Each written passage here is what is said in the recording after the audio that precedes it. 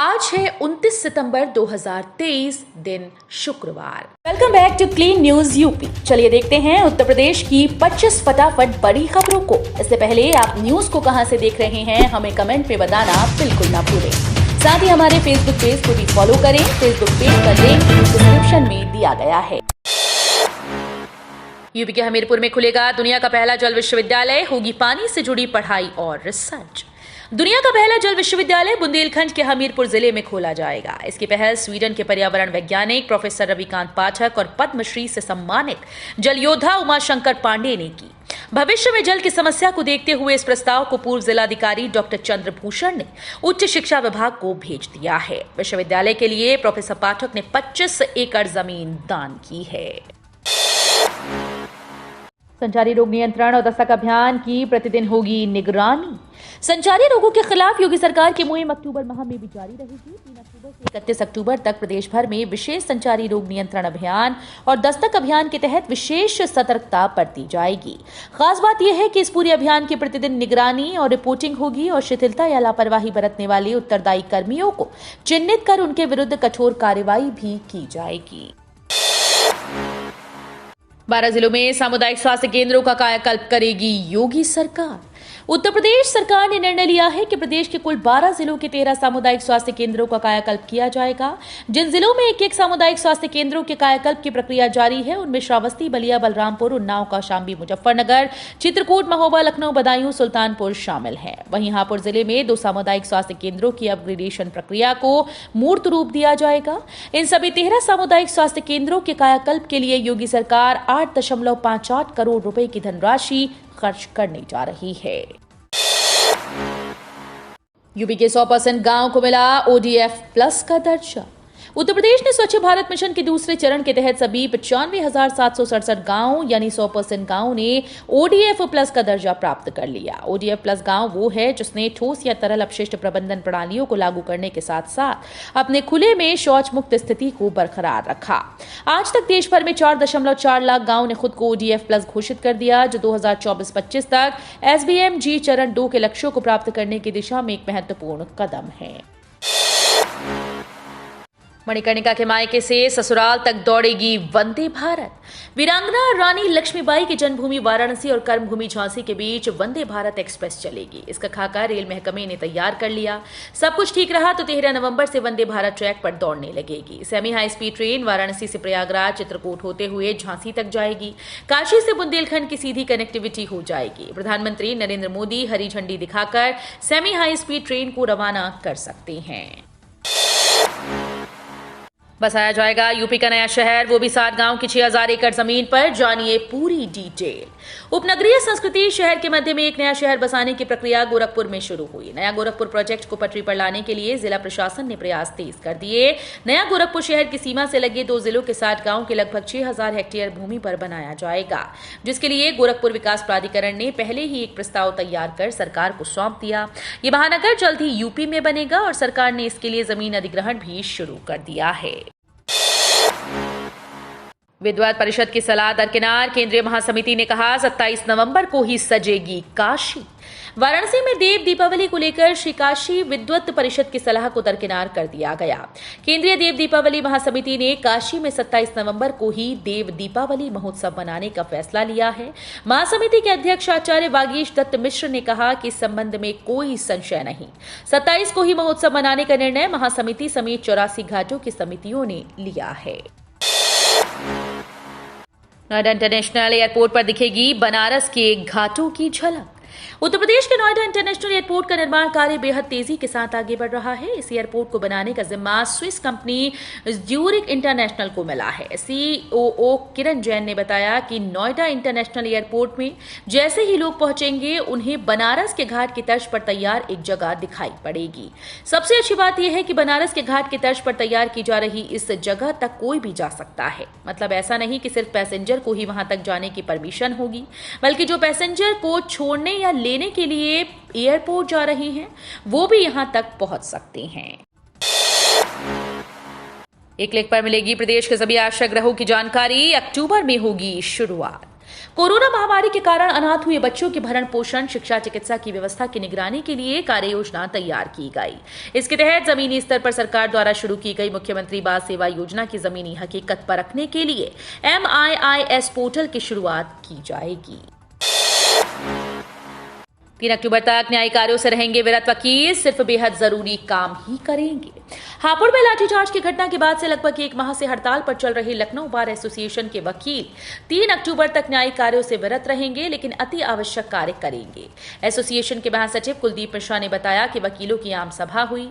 इसमें निर्णय लिया गया कि उनका एक प्रतिनिधिमंडल हापुड़ जाकर वहां के वकीलों से विचार विमर्श कर आगे की रणनीति बनाएगा। प्रयागराज महाकुंभ में AI से किया जाएगा भीड़ प्रबंधन। प्रयागराज महाकुंभ में इस बार 40 करोड़ से अधिक श्रद्धालुओं के आने का अनुमान है। 2025 में प्रयागराज में होने वाले महाकुंभ में आने वाले करोड़ों श्रद्धालुओं को भीड़भाड़ से बचाने के लिए आर्टिफिशियल इंटेलिजेंस की मदद ली जाएगी। कुंभ क्षेत्र में अस्थायी सर्विलांस सिस्टम के अंतर्गत 676 CCTV, 12 BPR कैमरे और 120 अस्थायी पार्किंग स्थलों को भी विकसित किया जा रहा है। 2000 बेड की टेंट सिटी बनाई जा रही है। यूपी पुलिस भर्ती को लेकर राज्य सरकार से HC ने मांगा जवाब। यूपी पुलिस भर्ती में आयु सीमा छूट को लेकर इलाहाबाद हाईकोर्ट ने राज्य सरकार से 4 सप्ताह में जवाब मांगा।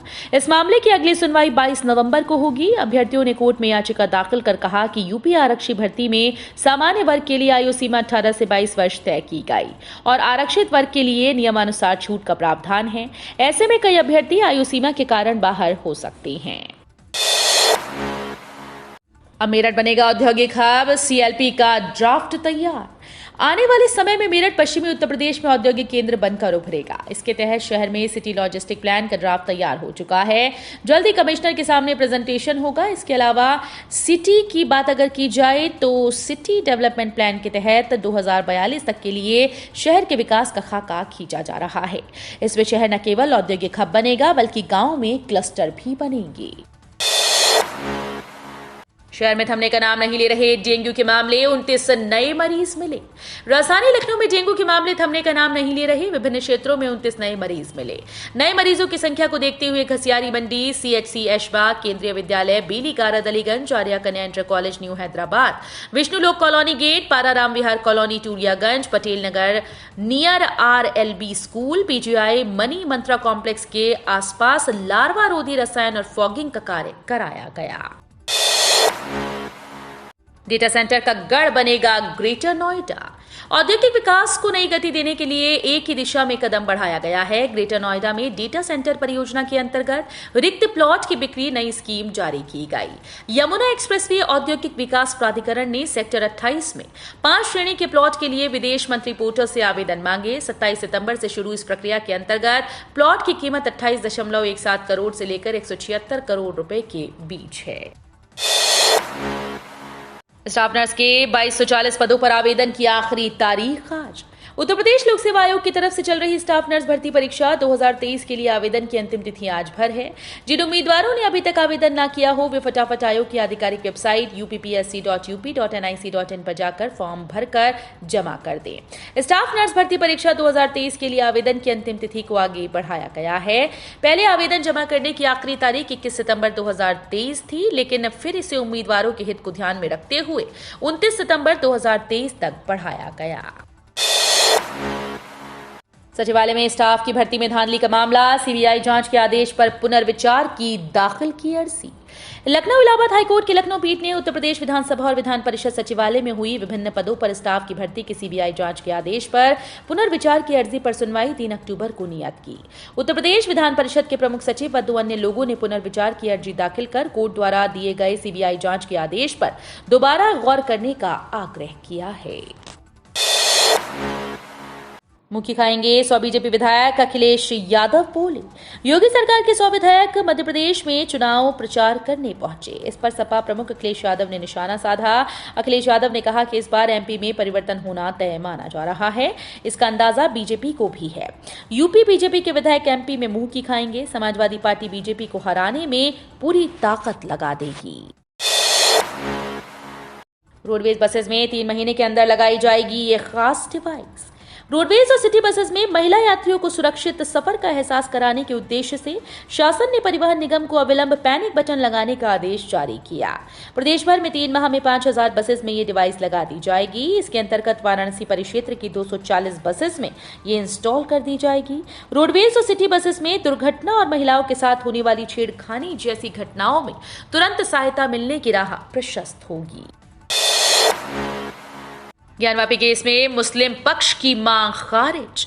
वाराणसी के ज्ञानवापी सर्वे केस में बड़ा फैसला आया। एएसआई सर्वे में मिले साक्ष्यों को जिलाधिकारी की कस्टडी में संरक्षित रखने पर मस्जिद पक्ष ने जिला अदालत में ऐतराज दाखिल किया था। याचिका में उन्होंने कहा था कि जिलाधिकारी इस मामले में खुद तीसरे पक्षकार हैं, ऐसे में सबूत उनकी कस्टडी में नहीं रखा जाना चाहिए। इस याचिका को खारिज करते हुए जिला कोर्ट ने साक्ष्यों को संरक्षित करने का आदेश दिया है।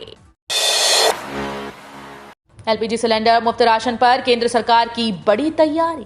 केंद्र सरकार राष्ट्रीय खाद्य सुरक्षा कानून और रसोई गैस पर दी जाने वाली सब्सिडी स्कीम्स का मूल्यांकन कर सकती है। इसके जरिए सरकार अपने खर्च को कंट्रोल करना चाहती है। इससे ये भी तय हो सकेगा कि सही लाभार्थी को सब्सिडी का लाभ मिल रहा है या नहीं। बता दें कि इन दोनों योजनाओं की वजह से सरकारी खजाने पर प्रतिवर्ष लगभग 4 लाख करोड़ रुपए का बोझ आता है। सड़क बनाने में कचरे का इस्तेमाल करने की नीति को अंतिम रूप दे रहा परिवहन मंत्रालय। केंद्रीय सड़क परिवहन और राजमार्ग मंत्री नितिन गडकरी ने गुरुवार को कहा कि उनका मंत्रालय सड़क निर्माण में नगर पालिका कचरे के इस्तेमाल के लिए एक नीति को अंतिम रूप दे रहा है। आपको बता दें कि इस पर नितिन गडकरी ने आगे कहा कि सरकार जीवाश्म ईंधन का इस्तेमाल नहीं करने के लिए निर्माण उपकरण निर्माताओं को प्रोत्साहन देने पर विचार कर रही है। उन्होंने कहा कि हम सड़क निर्माण में नगर निगम के कचरे का उपयोग करने की नीति को अंतिम रूप दे रहे हैं। दरोगा भर्ती और ग्राम पंचायत अधिकारी परीक्षा का रिजल्ट जारी। जनरल ईडब्ल्यूएस और ओबीसी के कट ऑफ बराबर। उत्तर प्रदेश अधीनस्थ सेवा चयन आयोग ने दरोगा के 701 पदों पर भर्ती के लिए आयोजित मुख्य परीक्षा परिणाम घोषित कर दिया। पीटी स्कोर के आधार पर शारीरिक मानक परीक्षा के लिए 1697 को पात्र पाया गया। आयोग के सचिव अवनीश सक्सेना ने कहा कि इसे वेबसाइट upsssc.gov.in पर देखा जा सकता है। वहीं उत्तर प्रदेश अधीनस्थ सेवा चयन आयोग ने ग्राम पंचायत अधिकारी के 1468 पदों पर भर्ती की आयोजित होने वाली परीक्षा के लिए 66,691 अभ्यर्थियों को पात्र पाया है। कर्मचारियों के डीए में वृद्धि। मंत्रालय ने जारी किया आदेश। अक्टूबर से मिलेगा लाभ, बढ़ेगा वेतन। कर्मचारियों के लिए अच्छी खबर है, उनके महंगाई भत्ते में वृद्धि की गई। इसके लिए आदेश जारी कर दिए गए। मंत्रालय के द्वारा आदेश जारी होने के बाद अक्टूबर से उन्हें बढ़े हुए महंगाई भत्ते का लाभ दिया जाएगा। दरअसल कृषि क्षेत्र में कार्यरत कर्मचारियों के लिए परिवर्तनीय महंगाई भत्ते की दरों में संशोधन किया गया है। ये संशोधन 1 अक्टूबर 2023 से लागू होंगे। गूगल ने भारत में लॉन्च किया अर्थक्वेक अलर्ट सिस्टम। गूगल ने भारत में अर्थक्वेक अलर्ट सिस्टम को लॉन्च कर दिया है। ये सिस्टम लोगों को भूकंप आने से पहले ही अलर्ट कर देगा। गूगल इसे कई देशों में लॉन्च कर चुका है। ये सेवा आने वाले सप्ताह में एंड्रॉइड 5 और उसके बाद के संस्करणों में उपलब्ध कराई जाएगी। भूकंप से अब तक होने वाले जानमाल को देखते हुए इस फीचर को काफी इंपॉर्टेंट बताया जा रहा है। तो ये थी आज की 25 फटाफट बड़ी खबरें। अगर आपको न्यूज पसंद आई हो तो वीडियो को लाइक और शेयर जरूर करें। धन्यवाद।